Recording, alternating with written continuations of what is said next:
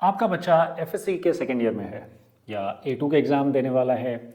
सितंबर 2025 के अंदर वो अपना सेकेंड ईयर या A2 ग्रेजुएट करके यूनिवर्सिटी एडमिशन के बारे में सोच रहे हैं। आपका प्लान है कि आप उनको किसी अच्छी पाकिस्तानी यूनिवर्सिटी के अंदर quite likely in a public institution admission करवाएं ताकि वो engineer, BBA, IT professional, doctor, architect इस तरह के प्रोफेशन में जा सकें। लेकिन आप ये भी जानते हैं कि आपके बच्चे के फर्स्ट ईयर या AS के ग्रेड्स को बहुत एग्जाम्पलरी नहीं हैं, तो आपके ज़हन में ये सोच भी है कि आप अपने बच्चे को सितंबर 2025 के सेशन के अंदर पाकिस्तान से बाहर कहीं पढ़ाई के लिए भेज दें। लेकिन ये सिर्फ आपकी एक सोच है और आपने अभी इसके ऊपर कोई प्रैक्टिकल रिसर्च नहीं की, प्रोसेस नहीं देखा। अगर ऐसी बात है तो ये वीडियो आपके लिए है, क्योंकि इस वीडियो के अंदर हम डिस्कस करेंगे कि वो बच्चे जो 2025 के अंदर अपने A2 के एग्ज़ाम्स देंगे या FSC इंटरमीडिएट सेकेंड ईयर के एग्ज़ाम्स देंगे और वो उसके फ़ौरन बाद लाइकली सितंबर 2025 के अंदर कोई फॉरेन यूनिवर्सिटी ज्वाइन करना चाहते हैं, उनको किन चीज़ों का ख्याल रखना चाहिए, क्या टाइमलाइंस हैं, क्या प्रोसेसेस फॉलो करने चाहिए।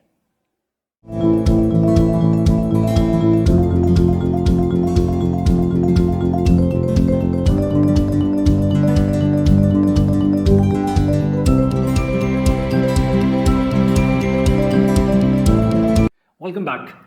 मेरा नाम है Hasan Shariq. I am an experienced international educational counselor with many years working in universities in Australia and Canada, where I have helped thousands of students get admitted into top universities in Canada and Australia. I'm also an immigration counsel, and now for several years I have been running a student consulting company which has an office in Dubai, Toronto, and Lahore, Pakistan, where we help students get admitted into top universities around the world. As suggested in the beginning of the video, आज जिस topic के बारे में हम बात करेंगे वो है वो बच्चे जो 2025 के अंदर अपना FSC का सेकेंड ईयर, इंटरमीडिएट का सेकेंड ईयर या A2 के एग्ज़ाम्स दे रहे हैं और आप एज पेरेंट प्लान ये कर रहे हैं कि ये बच्चे पाकिस्तान से बाहर किसी यूनिवर्सिटी के अंदर एडमिशन लें। अब होता ये है कि बहुत सारे पेरेंट्स ये सोच ज़हन में रखते हैं कि पाकिस्तान के अंदर जो टॉप यूनिवर्सिटीज़ हैं, इंजीनियरिंग की यूनिवर्सिटीज़ हुई, मैनेजमेंट साइंसेस की यूनिवर्सिटीज़ हुई, मेडिकल कॉलेजेस हुए, कि इनके जो एडमिशन टाइमलाइंस हैं वो पहले उनके ऊपर फोकस करेंगे। अगर बच्चे का उनमें दाखिला हो गया तो बहुत अच्छी बात, अगर ना हुआ तो rather than sending them to a mid level Pakistani private university, they will consider sending the kid abroad.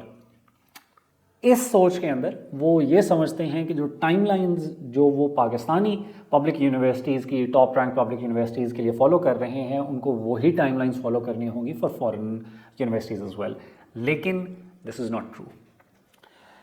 बहुत इम्पॉर्टेंट ये है कि अगर आप ये सोच रहे हैं कि आपका बच्चा किसी भी मुल्क में, UK, USA, कनाडा, ऑस्ट्रेलिया, इसके अलावा भी ऑप्शंस हैं टर्की, मलेशिया, इनमें से किसी भी मुल्क के अंदर जाके पढ़ाई करना चाह रहा है, तो ज़हन में रखिए कि ये इंटरनेशनल स्टूडेंट होगा।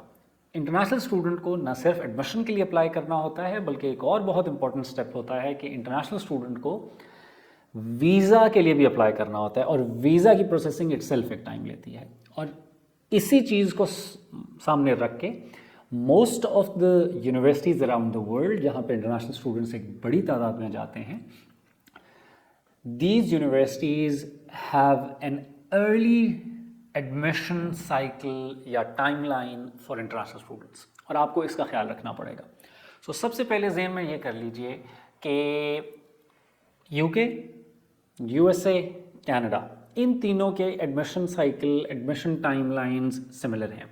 ऑस्ट्रेलिया, जो कि अगेन एक बहुत मेजर डेस्टिनेशन है फॉर इंटरनेशनल स्टूडेंट्स, और पाकिस्तान से हज़ारों की तादाद में हर साल स्टूडेंट्स ऑस्ट्रेलिया पढ़ने जाते हैं, वहाँ की एडमिशन साइकिल थोड़ा सा डिफरेंट है। वहाँ पे जो 2 इनटेक साल में ऑफ़र होते हैं वो जुलाई और फरवरी है। तो जुलाई वाला सेशन रियलिस्टिकली आपके बच्चों को जो कि अगस्त सितंबर में जिनका फाइनल रिजल्ट आएगा इंटरमीडिएट का या A लेवल्स का, उनके लिए जुलाई एप्लीकेबल नहीं है। तो ऑस्ट्रेलिया में थोड़ा सा आपको टाइम मिल जाएगा, बट UK, USA और Canada you have to be quick. अभी ये वीडियो मैं जब रिकॉर्ड कर रहा हूँ तो आखिरी दिन है दिसंबर ऑफ 2024 के। चंद माह के अंदर बहुत सारी universities in UK, Canada and USA इनकी एडमिशन डेडलाइंस क्लोज हो जाएंगी। सो कीप इन माइंड कि जो इन 3 मुल्कों के अंदर यूएसए, कनाडा, यूके, इन 3 मुल्कों के अंदर यूनिवर्सिटीज़ की एडमिशन एप्लीकेशन एक्चुअली अक्टूबर 2024 से ओपन हो चुकी है। सो जिस साल आपके बच्चे ने यूनिवर्सिटी ज्वाइन करनी है, जिस साल आपके बच्चे ने एफएससी या ए लेवल्स कंप्लीट करना है, एडमिशन प्रोसेस उससे पिछले साल I would say about 8 to 10 months before that start हो जाता है। बहुत सारी यूनिवर्सिटीज़ का एडमिशन एप्लीकेशन जब सबमिट होती है तो चूँकि बच्चों के पास फाइनल रिजल्ट नहीं होता तो ये यूनिवर्सिटीज़ बच्चों को कंडीशनल ऑफ़र देती हैं।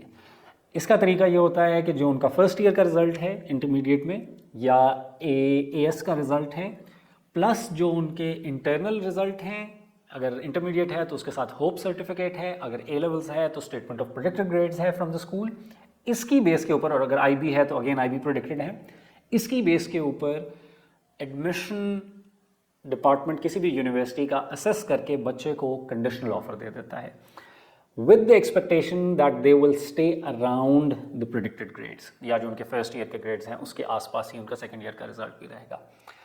इस एडमिशन ऑफर के साथ जो रिक्वायर्ड वीज़ा डॉक्यूमेंट है उस पर्टिकुलर कंट्री का, दैट इज़ ऑल्सो इशूड। सो जिस तरह अगर हम बात करें यूएस की तो I-20s होते हैं, अगर हम कनाडा की बात करें तो लेटर ऑफ एक्सेप्टेंस है, यूके की बात करें तो कैश लेटर है। सो आपके बच्चे एडमिशन और फाइनेंशियल एड के लिए 8-10 महीने पहले, सेशन स्टार्ट होने से पहले अप्लाई कर देंगे। इसलिए बहुत इंपॉर्टेंट है कि अगले 2-3 माह के अंदर आप, अगर अभी तक आपने प्लानिंग नहीं स्टार्ट की अपने बच्चों की फॉरेन यूनिवर्सिटी एडमिशन के लिए, तो आप उसको फाइनलाइज करें और उसके उनकी एप्लीकेशन सबमिट करें ताकि आपके पास कुछ कंडीशनल ऑफर्स मौजूद हों। से फॉर इंस्टेंस आपके बच्चे एंट्री टेस्ट देते हैं पाकिस्तान के अंदर इंजीनियरिंग यूनिवर्सिटीज़ का या टॉप कंप्यूटर साइंस यूनिवर्सिटीज़ का, फास्ट, नास्ट, इस तरह की जगह, और वहाँ पे उनका एडमिशन नहीं होता, तो अब आपके पास क्या चॉइस होगी कि आप उनको, I will not take any names over here, but आप उनको सेकेंड टीयर की जो पाकिस्तानी प्राइवेट यूनिवर्सिटीज़ हैं उनमें भेज दें। इन सारी यूनिवर्सिटीज़ के अंदर भी आपने 8, 10, 12, 15 लाख पर ईयर की ट्यूशन फ़ी देनी है। वहाँ से अगर वो अपनी कंप्यूटर साइंस की डिग्री कर रहे हैं तो do you think they will be competitive enough to land really good quality jobs in Pakistan, what to talk of going outside of Pakistan और वहाँ पे कोई जॉब्स देखने का।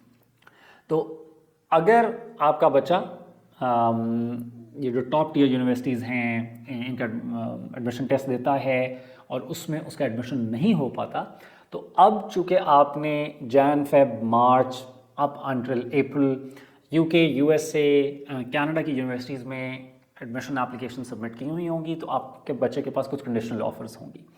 जब उनका ए लेवल्स का फाइनल रिजल्ट आएगा, सेकेंड ईयर का फाइनल रिजल्ट आएगा और उनका रिजल्ट ऑलमोस्ट जो उनके प्रेडिक्टेड थे उसके बराबर होगा, उनका अनकंडीशनल ऑफर हो जाएगा। अच्छा, इसमें एक इम्पॉर्टेंट एस्पेक्ट ये है जो मैंने शुरू में बताया था कि न सिर्फ ये कि उन्होंने एडमिशन अप्लाई करना है, क्योंकि ये इंटरनेशनल स्टूडेंट्स हैं, इन्होंने वीज़ा भी अप्लाई करना है। तो वीज़ा प्रोसेसिंग के लिए you as the sponsor, as the parent, आपको बहुत सारी डॉक्यूमेंटेशन स्ट्रीमलाइन करनी है। बहुत सारे लोगों के फाइनेंशियल्स पाकिस्तान के अंदर वैसे भी कुछ थोड़ा सा usually are taxation and all those financial documents are usually not in the right shape and place. तो होता ये है कि आपको अपने बच्चे को स्पॉन्सर करने के लिए और उनका स्टडी वीज़ा अप्लाई करने के लिए बहुत सारी चीज़ों को थोड़ा सा राइट शेप में लाना पड़ेगा। डिफरेंट कंट्रीज़ की डिफरेंट रिक्वायरमेंट हैं। UK requires you to have a maintained bank statement, personal bank statement of at least 28 days. उनकी रिक्वायरमेंट फाइनेंसेस की क्या है, ऑस्ट्रेलिया की क्या है, USA की क्या है, कनाडा की क्या है, इन सारों में थोड़ी सा डिफरेंस आ सकता है। बट आपको प्राइमरली 1 साल की जो टोटल कॉस्ट है, 1 साल की ट्यूशन फ़ी और 1 साल की लिविंग कॉस्ट, ये अपने पर्सनल बैंक स्टेटमेंट के थ्रू शो करनी होगी। आपको अपनी इनकम को जस्टिफाई करना होगा, आपको ये जस्टिफाई करना होगा कि अगर एकदम पैसे आए तो वो कहाँ से आए। सो ये सारा प्रोसेस भी चंद हफ्ते या चंद माह ले सकता है। अब अगर तो आपने इसकी प्लानिंग बिफोर हैंड की हुई है, you started planning this in January, February, March, April, तो जून, जुलाई, अगस्त जब वीज़ा अप्लाई करना होगा तो everything will be there in place. कई कंट्रीज़ के अंदर जैसे कनाडा का वीज़ा प्रोसेसिंग ऑन एवरेज 2 महीने ले लेता है। तो अब अगर आप जून एंड जुलाई बिगिनिंग में नहीं अप्लाई करते तो द लाइकलीहुड इज़ कि इवन अगर एडमिशन आ गया बच्चे का तो बच्चा सितंबर, जिसको फॉल इनटेक कहा जाता है इन तीनों कंट्रीज़ के अंदर, वो मिस आउट कर देगा, जिसके कुछ अलग से नुकसान हैं जो अभी मैं बताता हूँ। So it is very important कि आप न सिर्फ एडमिशन का टाइम ना ज़ाया करें, बल्कि जो वीज़ा प्रोसेसिंग के लिए इंपॉर्टेंट डॉक्यूमेंटेशन आपके पास रेडी होनी चाहिए वो भी तैयार हो। इसमें एक चीज़ और ज़हन में रखिएगा कि बहुत सारी फॉरेन यूनिवर्सिटीज़ कई दफ़ा कंपेटिटिव प्रोग्राम्स होते हैं तो उनकी डेडलाइंस भी होती हैं, तो अगर आप डिले करेंगे तो बाद में कुछ यूनिवर्सिटीज़ आपको मिल जाएंगी, लाइक आपको जून जुलाई में भी एडमिशन मिल जाएगा, बट फिर आप अच्छी यूनिवर्सिटीज़ में नहीं जा सकेंगे, या फिर आपका बच्चा अच्छी यूनिवर्सिटी के कंपेटिटिव प्रोग्राम्स में नहीं जा सकेगा और उनको फिर कुछ लो रैंक प्रोग्राम्स के को ऑप्ट करना पड़ेगा। इसके साथ साथ एक और इम्पॉर्टेंट एस्पेक्ट ये होता है कि ऐसा भी हो सकता है कि खुदा न खास्ता आपके बच्चे के ग्रेड्स एक्सपेक्टेड से नीचे आ जाएं।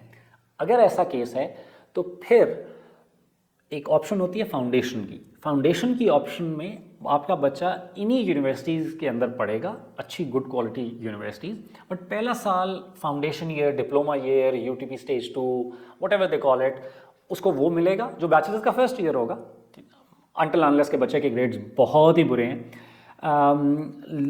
पहला साल वो इस सपोर्ट सिस्टम में पढ़ेगा और उसके बाद वो सेकेंड ईयर से नॉर्मल स्ट्रीम में मर्ज हो जाएगा। Again it is very important कि आप अभी से ये प्लानिंग करें, आप यूनिवर्सिटीज़ ऐसी पिक करें कि जिनके अंदर वो डायरेक्ट एंट्री के लिए भी अप्लाई कर रहे हैं और फाउंडेशन की कुछ पॉसिबिलिटीज़ भी हैं, because there is a possibility कि बच्चे के ग्रेड्स लो हो जाएं और वो डायरेक्ट एडमिशन ना ले सके, so you don't want to take that risk. अभी जो पहले मैंने एक बात की थी कि अगर बच्चा सितंबर मिस कर देता है तो उसके बाद अगला इनटेक यूके, यूएसए, कनाडा के अंदर जनवरी वाला मिलेगा। जनवरी में नंबर 1 बहुत सारी यूनिवर्सिटीज़ के जो मेजर प्रोग्राम्स हैं वो ऑफ़र ही नहीं होते, सो एक आपको ये इशू आएगा जिसमें पूरा साल ज़ाया हो सकता है। दूसरा इशू ये होता है कि जनवरी, विंटर और spring is not the main intake, so कई दफ़ा इंटरनेशनल स्टूडेंट्स के लिए ओरिएंटेशन और वो वाली सपोर्ट नहीं मिलती। Thirdly, very important aspect, UK, Canada, USA का एक बहुत बड़ा part. These are cold countries. So kids going from Pakistan have to face difficult climatic conditions right when they go in there. January में it might be a lot of snow in my own city, Toronto. ठीक है? Most part of Canada, most of UK. Whereas if they go in September, fall, that is the time जब बहुत ज़्यादा ठंड नहीं होगी, and they'll have around 3 months to acclimatize themselves to get settled. So this seems small, but this is very important. I'm telling you this coming out of a former international student's personal experience, ठीक है, and as a recruiter who's recruited for many countries. So ये कुछ important aspects हैं जो आपने जेन में रखने हैं अगर आपका बच्चा इस दफ़ा A2 या FSC इंटरमीडिएट सेकेंड ईयर के एग्ज़ाम दे रहा है और आपके जेन में थोड़ा सा भी प्लान है अपने बच्चे को बाहर भेजने के लिए for September 2025. With that, I'll ask for leave. Hopefully मैं कुछ valuable information आपको दे सका हूँ। अगर ये वीडियो पसंद आई तो ज़रूर लाइक कीजिए, कमेंट कीजिए आपके कोई भी क्वेश्चन। अगर आप हमारी असिस्टेंस चाह रहे हैं मेरी कंपनी की, शाली ग्लोबल की, put that in the comment. You can email us, you can contact us, the Lahore, Pakistan office, and we'll be more than happy to assist you and your child in getting admitted into a great university in countries like UK, USA, Canada, Australia.